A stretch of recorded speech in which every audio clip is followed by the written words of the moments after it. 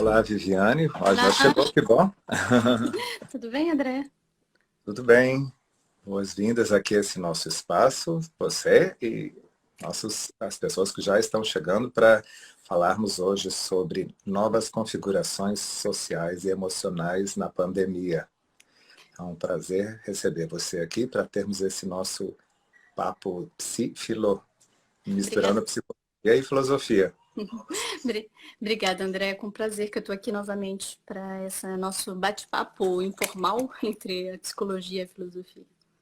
Eu acho que a integração entre esses dois domínios é muito interessante, né? E muito construtivo. Com certeza. E eu queria já aproveitar, então, já podemos começar essa nossa conversa, trazendo esse assunto tão instigante que é o que está acontecendo com as relações sociais, as relações nossas também emocionais nesse tempo de pandemia, né? O quanto que todo esse tempo de confinamento, ou de enfrentamento das incertezas tem nos deixado cada vez mais com hábitos antigos desafiados, com relações de amizade redefinidas, Uhum. e como é que a psicologia e a filosofia encaram isso. Por exemplo, eu, de minha parte, eu começo dizendo que na transição das interações presenciais no consultório para esse espaço mais virtual, que alguns pacientes não conseguiram fazer essa transição, né, que foi difícil um ajuste, uma adaptação. Isso no campo profissional, mas também no campo pessoal temos passado por desafios, temos das conexões que nós tínhamos antes e que agora foram redefinidas. Como é que tem sido para você isso? Na verdade, quando você me convidou para falar exatamente disso, dessas novas configurações sociais e emocionais, uma das primeiras coisas que eu pensei foi num artigo que eu li recentemente de uma filósofa contemporânea francesa que chama Claire Mahon. E a tese dela, que eu achei muito interessante, é que a gente precisa admitir que a gente precisa viver diferentemente. É a primeira coisa, né? Que a gente não pode pensar como antes. Esse é um ponto já importante, eu acho, para a gente começar a pensar nessas novas configurações, né?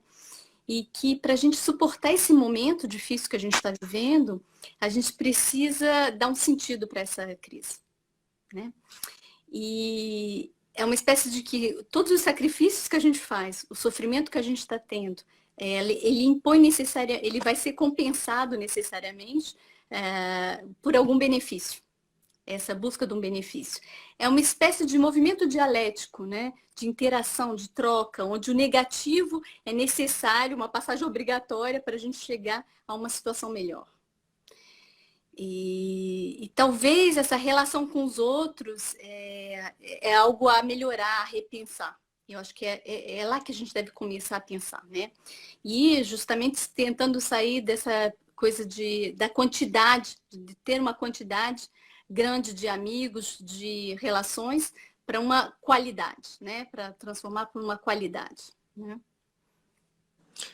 Há um estudo de um artigo que eu li da Kate Murphy, que é uma jornalista americana, relatando a história de um professor de psicologia que fez o seguinte: quando começou a pandemia, ele pegou todos os contatos do telefone dele, que eram 800, é bastante gente, e ele pensou assim, bom, agora, como, apesar de que essa pandemia deve demorar só um pouquinho, uns 3 meses, mas quem sabe, se por acaso demorar mais, como é que eu vou querer interagir com as pessoas? E aí ele pegou essas 800 pessoas e, de acordo com certos critérios afetivos, intelectuais e de comportamento, ele organizou essas pessoas numa certa hierarquia.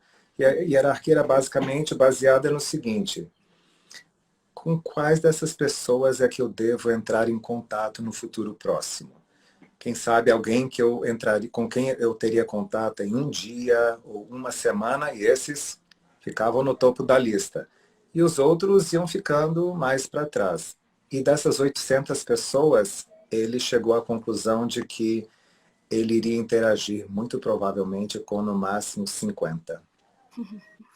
E eu acho que isso mostra o quanto que as nossas relações passaram a ser redefinidas e o quanto que e essa interação, em que medida que é determinada pelas nossas necessidades de interagir, ou a nossa disponibilidade de tempo, né?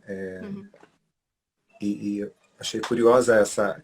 A própria autora diz, não é para nós fazermos tanto assim, né? Não é para sistematizar tanto as nossas amizades, mas que seria interessante, acho que na prática nós acabamos fazendo de uma maneira espontânea, uma revisão dos nossos contatos. Mas eu acho que é interessante porque esse exercício de pensar diferentemente, né? Que antes era interessante ter no telefone tantos contatos, né? Hoje em dia, talvez eu não precise de todos, né? Então, é esse exercício de pensar diferentemente que eu acho que essa filósofa nos convida a fazer, né? Nesse Sim. momento. Uma das coisas também que é muito interessante, que eu vejo o fato da gente estar restrito, confinado, né? Esse medo do confinamento, do fechamento, da diminuição, né, do contato social também, nos faz valorizar, né, os poucos contatos que a gente vai ter. E isso, claro, modificou todas as relações também, não só sociais, mas emocionais. Né? E aí a gente está dentro do nosso tema. Né? E todas as relações que a gente tinha antes com os espaços também. Porque uma vez que a gente está privado do espaço público, a gente tem um outro espaço, que é o nosso espaço privado, que mudou. Né? E tem um texto do Foucault que é muito interessante, que fala justamente, um texto que foi escrito em 67, do Foucault, que foi publicado, hoje em dia é publicado nos Ditos e Escritos, foi uma conferência que ele deu, para um grupo de arquitetos até, e ele fala a questão do espaço. O texto em francês chama Des espaces autres, e em português é de outros espaços. E é interessante a reflexão que ele faz da questão dos espaços, porque ele faz uma relação entre os espaços e o tempo. Que hoje em dia nosso sentimento de ansiedade é mais ligado, é fundamentalmente ligado à questão do espaço que à questão do tempo. Que não é uma coisa. Normalmente a gente pensa que a nossa ansiedade está ligada a essa falta de tempo, né? Quanto tempo vai durar, né?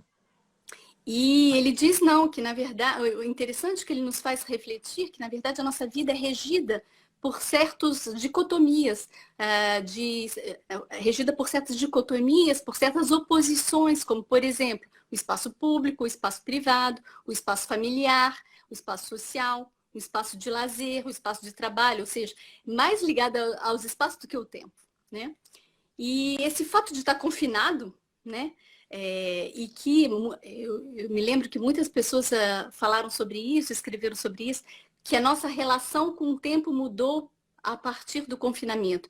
Mas talvez mais importante que isso, e eu acho que o Foucault é importante para nos ajudar a pensar nessa maneira de viver diferentemente, é que o fato de estar confinado, na verdade, ele mudou nossa relação com o espaço que a gente ocupa. Né? E essa mudança afetou, claro, as relações com os outros. E as relações com os outros que estão no mesmo espaço privado que nós, né? Por exemplo. E aí, para a gente voltar um pouquinho assim e fortalecer, eu acho que Foucault realmente pode nos ajudar a pensar nessa história dos espaços, né? Ele diz que nós somos seres humanos, seres dos espaços de fora, e não dos espaços de dentro. E que os espaços de fora, na verdade, é o lugar onde a gente encontra os outros. E que a gente distancia de nós mesmos, né? E que quando a gente... E os espaços... quando a gente está no espaço de dentro, a gente tem que se encontrar conosco, né? E o fato da gente estar privado dos espaços de fora, o encontro conosco ficou muito mais constante, né? Então, assim, e esse encontro conosco não é simples para as pessoas, a gente sabe muito bem disso. Tem algumas pessoas que realmente é problemático, né? E você pode me dizer melhor do que eu. É porque esse contato consigo mesmo, nesse espaço de dentro, agora significa, por meio de toda a tecnologia, trazer o mundo para dentro. Né? em que medida que eu vou querer ter contato com tanta gente assim nesse espaço de dentro, que nos leva a pensar num processo mais de seleção dessas pessoas que cada um deseja que ocupe a sua intimidade, que ocupe o seu espaço interno. Como nós estamos aqui nessa conversa e estamos cada um na sua casa, mas estamos, de certa forma, dentro um da casa do outro aqui, né? E também com as pessoas que estão nos acompanhando aqui nessa conversa. Exatamente. É essa união entre os espaços privados, unidos, né? E ao mesmo tempo, na verdade, essa live são todos os espaços envolvidos. Os dois espaços privados, as pessoas estão nos seus espaços privados, nos vendo no espaço público. É impressionante as relações entre os espaços que a gente está em apenas uma live, né? Quantos espaços estão envolvidos nessa conversa, né? Eu li um artigo recente de uma autora chamada Robin Dunbar falando sobre a nossa capacidade cognitiva para suportar pessoas. O que quer dizer que quando começamos a redefinir as pessoas com quem nós queremos interagir, não sei se as pessoas vão conhecer aqui porque essa é antiga, mas é uma música do Roberto Carlos que dizia: eu quero ter 1 milhão de amigos e bem mais forte poder cantar. Mas será que eu realmente quero ter 1 milhão de amigos? Uau! Se esse é um requisito para cantar, vamos ter que repensar isso, né? E ela dizendo que a nossa capacidade emocional de lidar, de interagir com pessoas nesse nosso âmbito íntimo, levando-se em conta a interação mais emocional, mais próxima, varia de 4 a 6 pessoas, que nós não temos capacidade para suportar tanta interação assim a mais do que isso. E eu acho legal essa observação que é feita, mostrando que o fato de estarmos, na maioria, com um tipo de restrição no deslocamento social, alguma restrição geográfica, né, voluntária, e nos leva a realmente repensar com quem nós queremos interagir, quem que nós queremos ter próximos de nós em bases mais regulares, já incluídas aquelas pessoas que estão obrigatoriamente com essa convivência compulsória, como alguns dos nossos familiares, mas dos nossos amigos, passando desse espaço mais familiar para o social, que agora com a tecnologia fica meio mesclado, como é difícil a gente fazer essa escolha, ou redefinir essa escolha dessas interações. E isso mexe completamente, né? As relações, principalmente a relação do privado, né? Se a gente volta para a relação do privado da casa, né? As relações com a nossa família mudou, né? Porque antes a gente via a família no final do dia do trabalho, né? Ou então para as refeições, depende de cada configuração familiar. Mas, na verdade, agora o contato é muito mais contínuo, né? Durante todos os dias. E, ao mesmo tempo, ele não tem essas divisões do trabalho. O trabalho está dentro desse mesmo espaço, né? Então, o trabalho virou online, as crianças têm aula na internet, no seu próprio quarto, né? Esse uso múltiplo, na verdade, desses espaços, né? Ou seja, essa invasão do público dentro da nossa casa também, isso mexe profundamente com as nossas emoções e com as nossas relações, né? Familiares, principalmente. Eu acho que tem efeitos positivos e efeitos negativos. Se a gente volta a falar aqui da nossa live, eu acho que tem um efeito super positivo. Aqui são 9 horas da noite, 9h15. A gente tem uma distância. Eu estou na França, né, no Vale do Oise. Você está em Brasília. Aqui do Brasil. Pois é, então assim, tem a distância geográfica, mas ao mesmo tempo a gente está aqui presente, nós dois, e abrindo esse espaço de conversa, de diálogo, né? Então, assim, eu acho que isso é um lado bem positivo desse mundo novo, desse mundo que a gente está aprendendo a conviver, no privado, mesmo você entrando um pouco na minha casa, eu entrando na sua casa, e todos, cada um na sua casa, nos assistindo, ele tem essa coisa de positiva, essa oportunidade que a gente está tendo, né? De vivenciar esse momento juntos, né? Isso eu acho que é super positivo. Mas, é claro, tem efeitos negativos, que a gente pode descrever, por exemplo. Eu acho que as crianças estão perdendo muito, elas estão tendo uma educação informativa, elas estão perdendo uma das coisas mais importantes, que é o contato com os outros, com os colegas, com o professor, que faz parte do aprendizado, né? E isso eu acho que pode ter várias consequências que a gente ainda desconhece ainda, né? Claro, porque há um prejuízo no processo de socialização. Uhum. E também para nós que, mesmo agora com o trabalho em casa, mas já há uma série de estudos mostrando a invasão do trabalho no nosso espaço familiar. De forma que vários chefes já pensam que se a pessoa está em casa, está à toa. E por isso mesmo os horários são flexíveis. Portanto, podemos marcar reuniões na hora do almoço, no fim de semana. E algumas pessoas já falam até do que é chamada a fadiga do Zoom.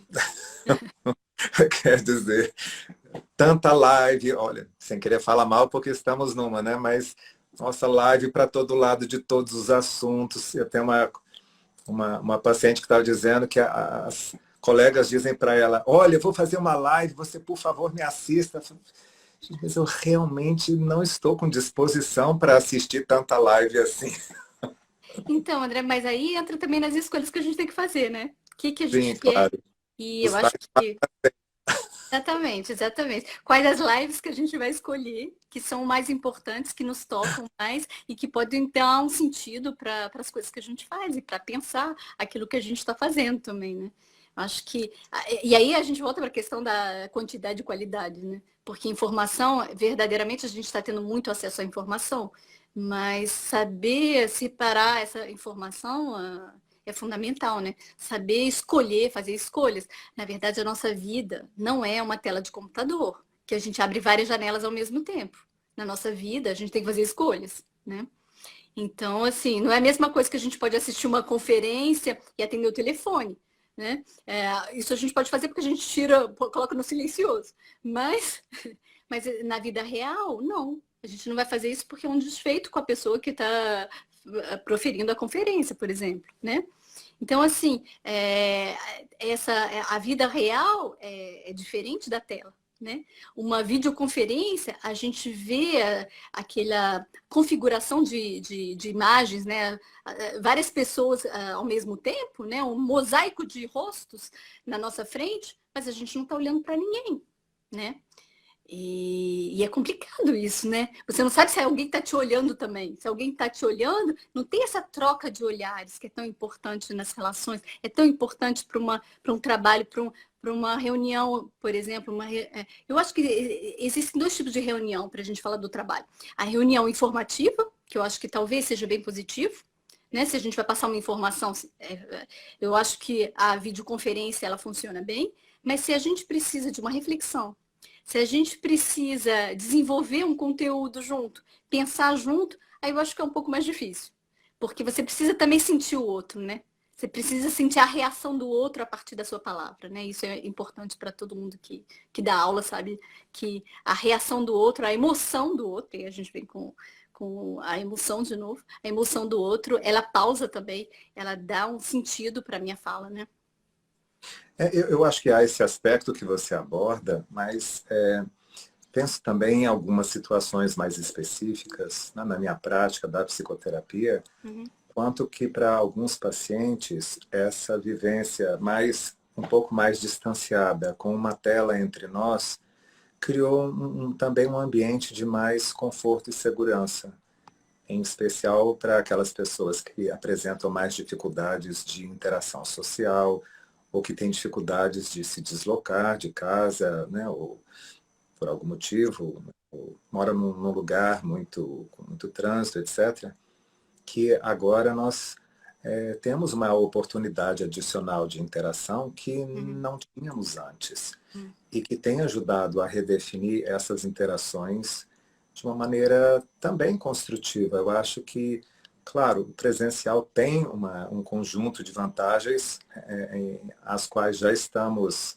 tradicionalmente habituados, mas que eu, sinceramente, nem sei se eu estou muito animado agora a voltar para o presencial na minha prática da clínica, porque como a geografia acabou, tendo agora pessoas de diferentes cidades, países, o que com a imposição ou o retorno ao presencial, isso ficaria muito restrito, né? Então, é como se abrissem outras oportunidades e eu acho que coloca em desafio a nossa capacidade adaptativa. E somos criaturas, por natureza, muito adaptativas, né? Para pessoas que tentam sobreviver e se ajustar ao que temos. E acho que, por enquanto, o que é mais complicado diz respeito à incerteza desse futuro. Uhum. Não que antes houvesse grandes certezas, porque, enfim, né, até filosoficamente, falando a questão da vida e da morte, o sentido da existência, podemos morrer a qualquer momento. Uhum. Mas agora é como se esse perigo estivesse mais iminente e justamente por isso essas relações, tanto emocionais quanto profissionais, sociais, passam digamos, a receber um novo crivo, passam por novos critérios. E Uhum. realmente, quando eu penso que eu posso morrer, ou eu posso não ver mais essa pessoa, quem sabe realmente se vale a pena investir nessa interação, preservar isso, o quanto que eu quero que isso aconteça, e sem ficar muito narcisista de o que eu acho, o que eu penso, de que medida que as pessoas também desejam que eu esteja na vida delas. Né? Eu acho que com isso relativizamos mais essas possibilidades de interação. André, eu compreendo bastante coisa que você me disse. Para mim, a grande vantagem mesmo do virtual é diminuir essa distância geográfica, né? E essa possibilidade de interagir com pessoas que estão em outros países, longe da gente geograficamente, né? Claro, de aproximar também os sentimentos, que é diferente você viver longe das pessoas que você ama, né? Eu, por Sim. exemplo, viver longe das pessoas do Brasil, que faz 4 anos que eu não vou ao Brasil, o fato de ter o virtual, de poder falar, de poder ter uma presença virtual de uma vez por semana, um contato com essas pessoas, é claro que isso faz bem, né? Tem um lado que faz bem e que é importante para mim, para manter conseguir viver bem aqui também, com toda essa distância geográfica, né? Então, assim, eu acho que é uma outra maneira que, diferente de muitos anos que a gente não tinha essas opções, né? Que a gente não tinha essas opções virtuais, a gente se sentia muito mais sozinho, né? Eu acho que a gente não se sente tão sozinho, mas a presença para mim, ainda fundamental. Isso eu acho que não dispensa a minha ida ao Brasil, por exemplo. Com certeza. É curioso que nós temos, volta e meia, trazíamos na época, né, palestrantes internacionais para dar curso aqui, e uma delas, que por sinal vai dar um curso para nós agora online, que é fim de semana que vem, a Natália Seijo, da Espanha, confidenciou: no Brasil nunca fui tão abraçada no mundo. Em nenhum país as pessoas querem tanto tirar selfie comigo e me dar um abraço. E que para ela até é perturbador, que é curioso isso, que achamos que é um tipo de interação natural, mas que, dependendo da cultura, pode ser surpreendente, né? Mas eu entendo o que você está falando, que realmente, né, um abraço, né, só o clicar aqui não é suficiente para substituir. Para mim, Mas a eu acho presença é essa direção para o outro, né? Esse movimento de ir para o outro, né, André? Que o virtual ele ainda não é capaz disso, né? Eu não posso abraçar alguém pelo virtual, né? Eu posso mandar multicões, posso mandar coração, eu posso mostrar que eu estou feliz de estar lá, que é um bom momento que a gente está vivendo junto, mas ele não substitui o momento presente, né? O momento de estar de forma presencial, né? Diante da pessoa, olhar a pessoa verdadeiramente nos que olhos, né? a presença, se tocar. E isso tem a ver com a nossa relação, a nossa relação com as nossas emoções, né? Eu acho que isso é fundamental e eu concordo com você. Aqui na França, talvez eles são mais habituados com um distanciamento, né? De pegar o toque. Não é tão importante, mesmo que todo mundo dá a mão, né? Aqui todo mundo fala bom dia e precisa apertar a mão do outro, né? Faz parte de ser educado. E para mim é até um pouco estranho, né? Porque não é todo mundo. Ou então, quando você tem uma certa intimidade, você faz os 2 beijinhos. A gente faz os 2 beijinhos, mas na nossa família. A gente não faz no trabalho, né? Então, assim, a gente aprende também essas diferenças, como a gente lida com esses toques, né? Esses contatos que fazem parte, claro, da cultura do país no qual nós estamos, né? E verdadeiramente o Brasil, o abraço, o tá junto, o toque é muito importante, né? Agora, a respeito dessa questão, voltando à ideia dessas implicações sociais da pandemia, achei interessante por falar a respeito, né, do que eu comentei antes sobre a nossa capacidade cognitiva de 4 a 6 amigos de verdade por cada vez, e o quanto que, portanto, isso cria uma certa hierarquia na qual o ingresso de uma pessoa nesse pequeno círculo pode implicar o distanciamento de outras pessoas, né? E que pensamos, poxa, mas parece algo tão frio, assim, tão calculista, mas que há uma série de estudos de psicologia social mostrando que o nosso círculo de amizades, das redes sociais às quais pertencemos, tanto as virtuais quanto as presenciais, que nós a cada 5 ou 7 anos trocamos aproximadamente 50% desses participantes, que eu achei assim, um dado muito surpreendente, né? E de que realmente, assim como eu falei antes da música do Roberto Carlos, tem aquela outra, amigos para sempre, né? Que a ideia dos amigos para sempre parece meio romantizada se pensamos nisso. Claro. Nessa perspectiva e que é posta à prova pelo confinamento ou pelo distanciamento social.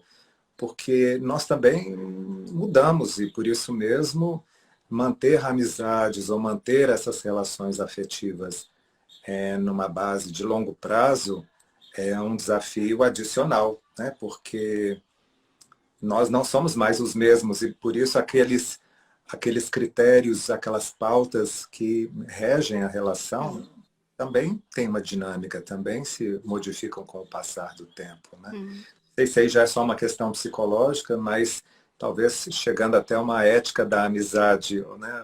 Provocando aqui um pouquinho na parte da filosofia. O que você acha? É interessante. Eu acho que, André, uma coisa. Eu acabei de pensar numa coisa, eu acho que a gente mistura muito essa coisa de emoção e sentimento, né? E que é emoção e que é sentimento? A gente utiliza o mesmo termo muitas vezes, né? A emoção, ela tem essa coisa ligada ao movimento, né? Em latim quer dizer motio, né? Movimento, ação. Enquanto o sentimento é uma coisa muito mais abstrata, né? Mais intelectual. É o fato da gente perceber os sentimentos, né? Normalmente a gente não faz muita distinção. Por exemplo, a gente usa o termo tristeza, raiva, com o mesmo uso, né? Por exemplo, é interessante ver essa distinção para a gente pensar, aprender a viver. Eu acho que é isso que a gente está. Aí eu volto para o aprender a viver e volto lá para o artigo que eu falei, que a gente está aprender a viver diferentemente, né? E é isso que tem essa relação com o que você falou da qualidade nas escolhas, mas também qual é essa diferença para a gente, como a gente pensa e como é que a gente vive isso internamente. E aí eu acho que é interessante fazer essa distinção entre emoção e sentimento. E como eu estava falando, a gente usa, por exemplo, a tristeza. Tristeza quando a gente está despedindo de alguém que vai viajar, por exemplo. Se a gente está despedindo de alguém, a gente tem uma emoção, na verdade, uma emoção de tristeza, né? Ou seja, a gente um aperto no coração, né? Exatamente, esse movimento corporal, né? A gente tem um movimento do corpo, né? É uma emoção, ou seja, a gente tem uma vontade de abraçar e de segurar a pessoa para ela não poder não sair, as lágrimas que descem, né, dos olhos, que escorrem. Então, assim, enquanto que a gente está pensando, por exemplo, quando penso num lugar que eu não vou mais voltar, né? Que não vai mais, que eu não vou poder mais voltar, por exemplo, eu tenho um sentimento de tristeza. Então, essa diferença entre a emoção, que eu acho que ela depende da presença, né? É que tem um E, recrutamento corporal maior, né? exatamente, que tem essa ideia de movimento, né? De corpo, de presença corporal, né? E essa ideia do sentimento enquanto construção intelectual, na verdade, né? Do ato de sentir alguma coisa, né? Sentir alguma coisa. Claro, a gente pode dizer, esses dois conceitos têm uma fronteira bem tênue, a gente sabe, né? Mas, ao mesmo tempo, o fato da gente ter nossas emoções em presencial, e aí eu defendo a importância da presença para as emoções, né? Elas, elas mexem com esse movimento do corpo, ou seja, com essas, na verdade, quando a gente está em presença de alguém, que a gente fica vermelho, porque a gente tem vergonha, ou quando a gente é surpreendido por acaso que a gente fica vermelho, ou quando a gente está numa situação, quando a gente se apaixona por alguém, que o coração bate forte quando a gente vê essa pessoa. Ou seja, tem essas ligações com a nossa própria maneira de sentir, né? Que eu acho que é de vivenciar, né? Que eu acho que é diferente. E é claro, e é interessante pensar isso na filosofia, porque, na verdade, as emoções, se a gente pensa, por exemplo, nos filósofos antigos, as emoções têm que ser controladas, né? É a razão que manda, né? Por exemplo, Platão... Fazia do cognitivo, do pré-frontal, sobre as emoções, sobre o sistema límbico. Exatamente. É a razão que vai dominar essas emoções, que vai controlar essas emoções. E você só pode ser filósofo, segundo Platão, se você sabe, aprende a fazer um trabalho de si para controlar justamente essas emoções, né? Porque essas emoções é um perigo para o conhecimento, né? Atrapalham o pensamento puro, né? Claro, claro. E isso é completamente diferente da valorização contemporânea das emoções, né? Isso, e é interessante, por exemplo, no século XVIII, aí a gente vem um pouco mais perto, né? Sai da filosofia antiga e vem para o século XVIII. Darwin, por exemplo, foi um dos primeiros pensadores a mostrarem que as emoções não têm uma vantagem adaptativa do homem, né? Que é uma linguagem. E aí a gente volta àquela questão que a gente falou no começo, André, que será que o virtual, será que do virtual a gente vai conseguir mostrar essas emoções, né? Será que a gente tem como demonstrar essas emoções no virtual? Aí é uma questão que para te provocar um pouco também na defesa do virtual. Eu trabalho muito com a questão, a perspectiva do trauma, né? E seguindo essa perspectiva, entendemos que uma pessoa traumatizada tem ela passa por um processo de aprendizagem. Então, digamos que se a pessoa teve uma vivência de desamparo, aquele registro do desamparo é acompanhado por certas emoções de impotência ou às vezes, vergonha, ou, enfim, uma série de outras, de tristeza, raiva, e que esse estado emocional tende a se congelar no tempo. É quase como se essa ativação, principalmente do hemisfério, né, dos hemisférios, mas principalmente o que chama do cérebro límbico, que é aquele conjunto de estruturas mais primitivas, mais ligadas às emoções sem as palavras, que essa ativação se cronifica e que é muito mais difícil a pessoa ter esse outro raciocínio que consiga dar conta dessas emoções. Então, eu entendo essa perspectiva quando você fala, né, platônica do controle das emoções como uma estratégia ou como um requisito para a filosofia, mas o quanto que, por esse meu olhar do trauma, então o paciente traumatizado não tem como filosofar, porque não consegue se atualizar e aceder ao simbolismo e a uma presentificação. É como se as experiências do presente estão sendo impulsionadas por aquela recordação lá do passado, que ficou como que congelada no tempo, né? E como é difícil dar um salto e se chegar ao presente. E no presente atual, quando nós nos encontramos num ambiente de incerteza, de um amedrontamento com uma morte iminente e pessoas à volta sofrendo, quanto que essas experiências lá do passado passam por uma reativação e essas emoções vêm para um primeiro plano, muitas vezes mesmo quando não há uma vivência que justifique essas emoções aqui, né? E aí também no ambiente virtual isso aconteceria em parte, talvez não tanto pela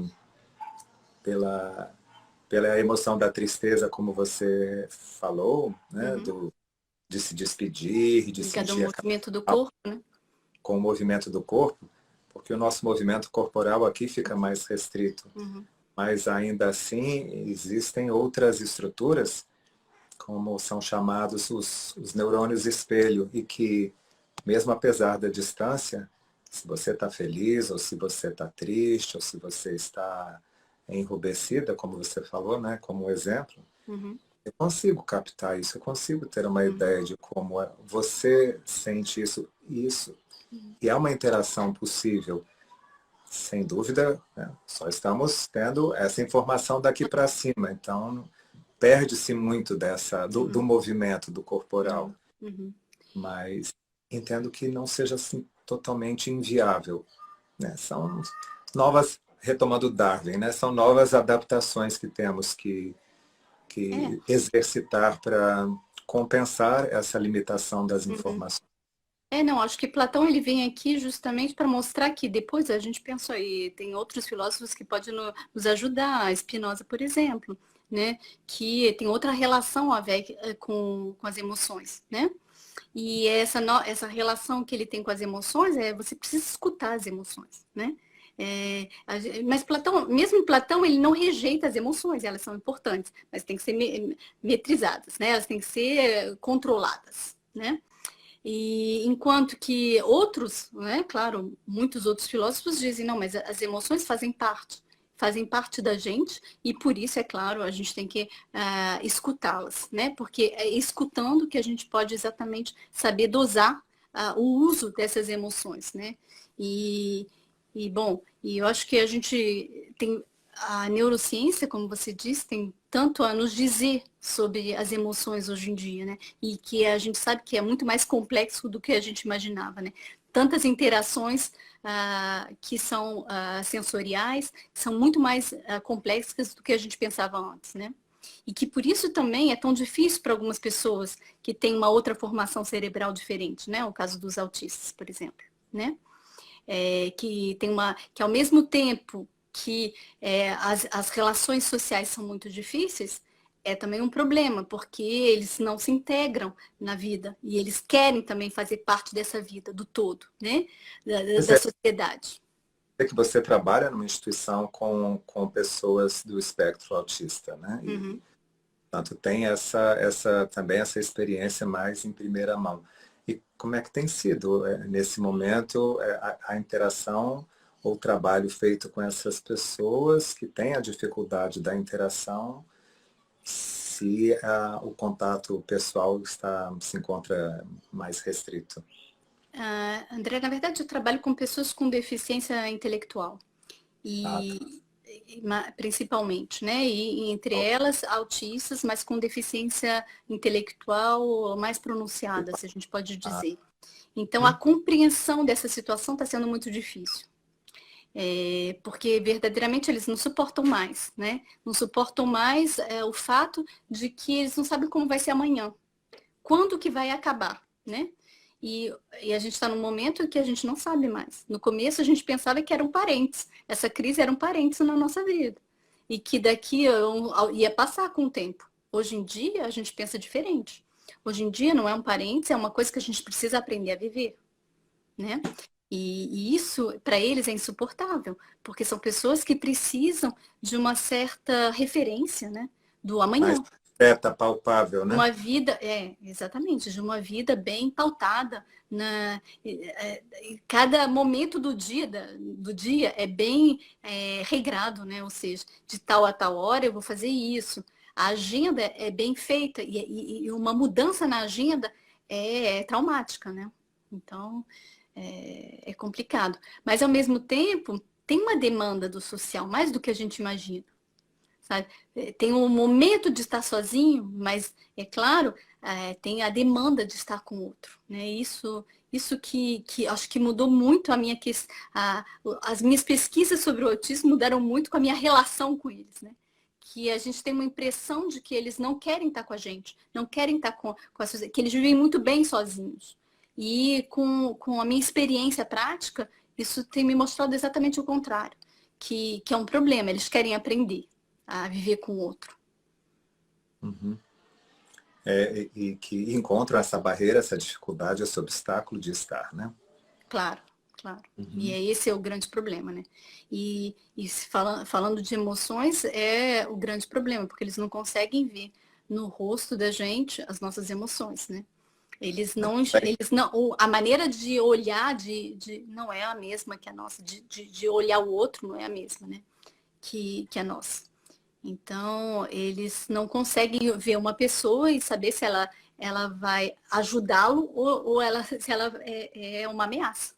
Uma diferença entre uma boa pessoa e uma pessoa que pode ser uma ameaça para ele. Ele vai agir da mesma maneira. Isso que é complicado. E que pode colocar em risco a sua própria vida, né? Isso que é... E essa nuance que a gente tem, né? De poder olhar o outro e sentir o outro, eles não têm. Né? Eu, mudando um pouco de assunto, mas ligado a isso, me fez lembrar um artigo que eu li recentemente de uma autora chamada Julie Halpert, que fala sobre essas transformações na nossa interação, né, e que você fala isso, a dificuldade por isso que eu fiz a ligação, né? Uhum. A dificuldade de fazer uma leitura da emoção do outro e de qualificar esse outro como, aspas, amigo ou, né, uma ameaça. E como que em vários lares tem se observado uma maior intensidade nas interações, na convivência, muitas vezes compulsória das pessoas, e que em alguns países agora mais vacinados, países com mais disponibilidade de vacina, que ainda não é bem o caso aqui no Brasil, mas que há uma maior flexibilização e mais possibilidades de se sair de casa. E como isso tem sido vivenciado por algumas pessoas como um ninho vazio, porque por esse tempo todo de convivência muito próxima e forçada, que se criou um estilo de interação, de convivência, mesmo que entre familiares e em muitos casos de pessoas que já haviam saído de casa e que retornaram. Então, por exemplo, nos Estados Unidos eles fizeram uma pesquisa em setembro agora do ano passado, mostrando que dos adultos jovens, que quer dizer de 18 a 29 anos, que 52% de todos eles estavam morando com os pais novamente. O que pela cultura americana é muito incomum, né? Mas para nós aqui também, na Europa. 18 anos, tchau, vai para a universidade, vai estudar ou vai trabalhar, né? Uhum. E que, sim. Ah, desculpa, André. Mas é que a gente tem uma relação bem próxima com isso também aqui na Europa, porque as crianças também saem, as crianças, né? As crianças pra gente, né? Os jovens de 18 anos, eles passam o vestibular francês, o BAC, e eles vão morar sozinhos e normalmente vão para a universidade, têm o seu próprio apartamento, e isso é muito comum aqui. E o fato principalmente o primeiro confinamento, muitos dos jovens retornaram, e eu tive isso na minha própria casa, né? Que eu vivi isso na, Em primeira, em primeiro plano. Exatamente, que a minha filha, que não estava mais comigo, ela voltou para casa, principalmente no primeiro confinamento. Então, eu acho que cada relação, cada, cada família viveu isso de uma maneira. E realmente teve muitos pontos positivos, eu acho. Porque, e talvez esse sentimento de vazio, novamente, o é Ninhos, a forte. É, segunda é. coisa, E é bem real mesmo, né? Porque, assim, por alguns meses, a gente teve uma coisa que a gente não esperava mais, né? Então, assim, é interessante, porque eu acho que muitos casos muitos outros casos aconteceram aqui na Europa também, em outras famílias, esse retorno, né, do jovem na casa dos pais. No segundo confinamento aqui, né, eu falo exatamente nossa experiência na Europa, mas a nossa experiência na Europa foi um pouco diferente. Muitos dos jovens resolveram ficar onde eles estavam. já haviam se preparado melhor para a É, experiência, então, possivelmente. assim, eu acho que, mesmo que os pais queriam de volta, né, essa oportunidade de terem os filhos ao lado, dessa vez não foi assim. A gente teve um balanceamento entre o presencial e o virtual mais intenso, né? Ou seja, mais dividido. Antes, realmente, a gente estava completamente confinado e depois isso mudou também um pouco essa nova configuração, né? Mas é interessante essa história do. Eu não tinha pensado nisso, na história porque para mim eu já tinha vivido esse dói, né? Esse luto da saída do filho de casa, né? E é verdade que tem esse sentimento que retoma, né? Não tinha Sim. analisado isso, né? Porque talvez era tão pessoal que eu não tinha analisado, né?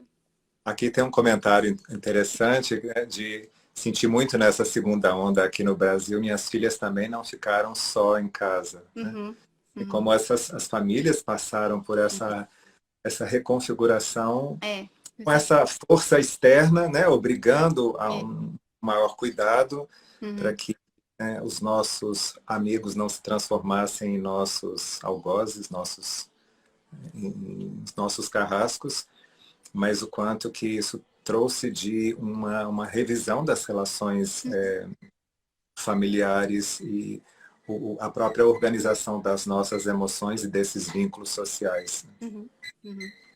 É, e eu acho que nesse contexto é bem positivo. Eu acho que é muito mais grave para as pessoas que ficaram sozinhas, né? E aqui a gente teve vários casos de depressão de idosos, de pessoas que moram em instituições para idosos aqui, que é muito comum na Europa, né? Então, assim, a gente teve muitas pessoas com síndromes graves, né, de depressão profunda. E aí a questão que se colocou aqui na verdade, como é que a gente faz? As pessoas estão morrendo porque elas estão sentindo falta da família, né? Morrem de solidão, né? Dizem que essas Exatamente. diferenças dessa pandemia em relação a algumas outras anteriores, né, em Uhum, que a solidão marcou bastante, uhum, né, uhum. e aí podemos daqui a pouco falar um pouco mais também, além do custo emocional, sobre como é que ficam as perspectivas futuras, né? Uhum. Mas eu queria também trazer aqui uma pesquisa que eu li de Cristina Caron, falando sobre a questão da saúde mental, em especial com as pessoas da linha de frente, os médicos, enfermeiros, na Inglaterra, e que foi feita uma pesquisa com 14 mil profissionais de saúde, agora em outubro do ano passado, e viram que desses profissionais, 51% tiveram que buscar ajuda emocional, seja psiquiátrica, seja psicológica, pelas dificuldades vividas no trabalho, né? Uhum. E principalmente os sentimentos, ou melhor dizendo, as emoções ligadas a culpa por ou não terem feito o suficiente, ou pelo medo de terem contaminado familiares, como que essas experiências mais limites têm impactado a saúde mental desses profissionais, os profissionais de saúde mais no curto prazo, mas também a todos nós. Esse artigo também descreve o que é chamada a culpa do sobrevivente, de estarmos, alguns de nós ficarmos aqui pensando, poxa, mas e as pessoas que não sobreviveram, ou quem sabe se eu pudesse ter ajudado ou participado mais, como que toda essa vivência também teve esse impacto na configuração emocional da pessoa. Eu acho que tem duas coisas aí no relato que você nos conta, André. Por exemplo, essas pessoas que estão diretamente ligadas, né, com a saúde, que tem que sair de casa, é diferente das pessoas que estão confinadas, né? Esse sentimento de sair e voltar. Porque você sai, mas aí vem a culpa, e se eu contamino alguém na minha família, né? Exatamente. Aí, eu acho que essa é a grande complicação, porque não é para todo mundo, né? O que a gente chamou aqui de comércio essencial, né? Tudo que é essencial continua aberto, alimentação, saúde, farmácia, ou seja, essa crise nos colocou em questão também o que é essencial para a nossa vida, né? Quais são as profissões essenciais, quais são as nossas necessidades, né, básicas. E, ao mesmo tempo, existem pessoas por trás para poder manter essa estrutura essencial, né? Os coveiros, os lixeiros, que são pessoas invisíveis, mas que agora ganharam uma maior visibilidade, ou são pessoas fundamentais para o nosso bem-estar, né? E aí eu acho que esse sofrimento que você fala, psíquico dessas pessoas, é realmente complicado. Eu acho que é uma coisa que a gente vai ter que aprender mesmo a compreender, porque é tão novo também, né? É tão novo. Essas pessoas, elas também não são, elas têm as suas próprias emoções, né? Os seus próprios limites também. E mesmo tão essenciais, essa palavra essencial, ela é essencial, mas ela é uma pessoa como nós, com os seus próprios limites, né? Que está vivendo também todas essas emoções de toda essa mudança. E essa pandemia, ela nos coloca em questão também, tem essa ameaça do outro, né, André? Isso que é difícil de entender, porque o outro pode me contaminar, né? Então, essas pessoas que estão indo para a batalha, né? Estão indo para cuidar do outro, que é nobre em termos de valor, né? Você está indo cuidar, ao mesmo tempo, ela carrega, né? Essa coisa, esse sentimento também de... Até um estigma, né? Exatamente. Então, acho que são coisas assim tão novas que a gente tem que verdadeiramente, acho que essas pesquisas são importantes para que a gente possa abrir novos campos de estudos mesmo, para pensar como é que a gente vai lidar com isso no futuro, né? E aí a gente pode falar um pouquinho, André, acho que a gente pode começar a falar um pouquinho desse futuro, né? Exatamente, prazer. E agora, e daqui para frente, como é que fica? Então, eu acho que... Acabar assim, paf. Eu acho, André, que não. Eu acho que, na verdade, não existe um antes e um depois, sabe? Eu acho que a gente não vai ter uma divisão radical entre o antes e o depois. Eu acho que a gente vai aprender a viver com, né? E aprender a viver, a gente vai aprender, não vai ter uma volta, um retorno à normalidade. Eu acho que a gente vai ter que reinventar a normalidade. Talvez a gente vai ter alguns momentos de liberdade, de ir e vir. A gente vai estar vacinado, a gente vai poder sair mais, mas eu acho que o problema é lidar com essa coisa que a gente acabou de falar, com esse medo do outro, né? Ter medo do outro que pode me... Isso que vai ser uma coisa a se trabalhar, eu acho, pessoalmente, né? Redefinir não só os amigos, como eu comentei mais no início, mas também redefinir a própria presença do outro, né? Que pode ser um inimigo em potencial. mesmo que inadvertidamente.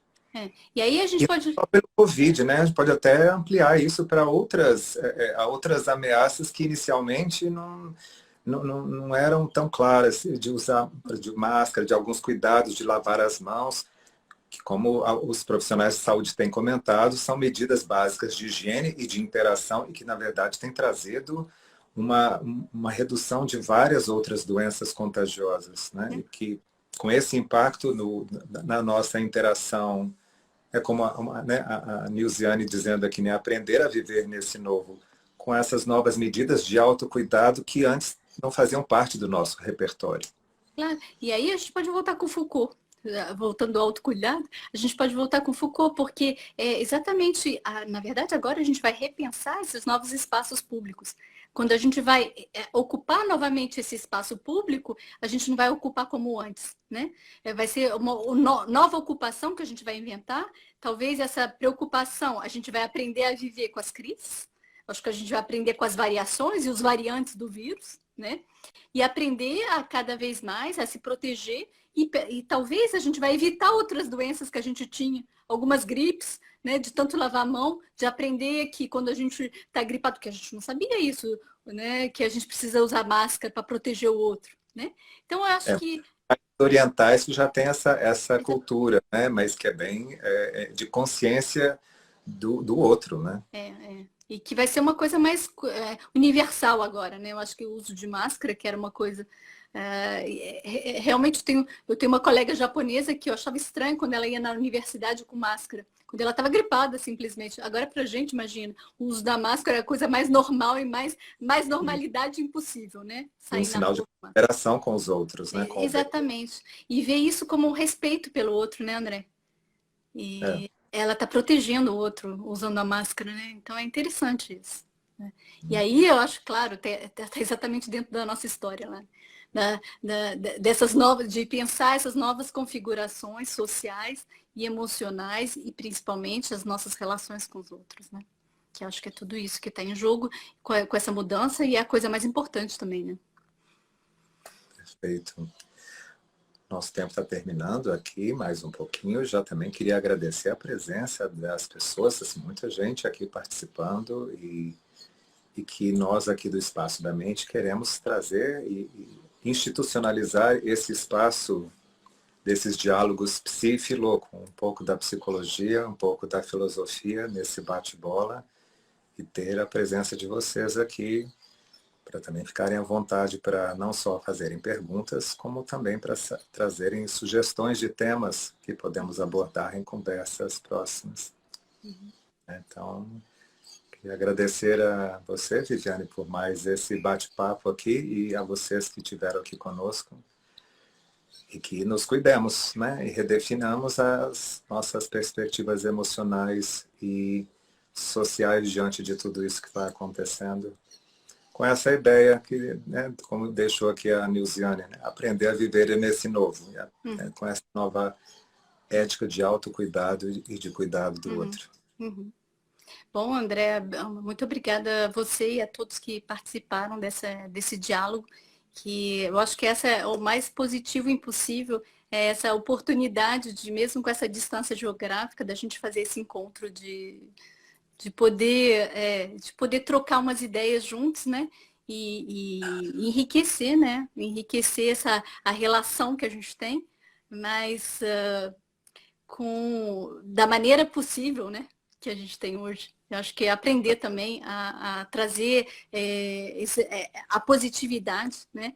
Aprender que esse momento que a gente está vivendo também vai nos deixar coisas positivas, né? Então. Com certeza, de redefinições. Bom. Fiquem todos bem e pensem sobre as suas emoções e suas interações sociais, porque agora estamos, né, como não só pressionados externamente, mas com uma oportunidade de rever essas interações. E nos vemos no próximo Psífilo. Obrigada, André. Obrigado. Tchau.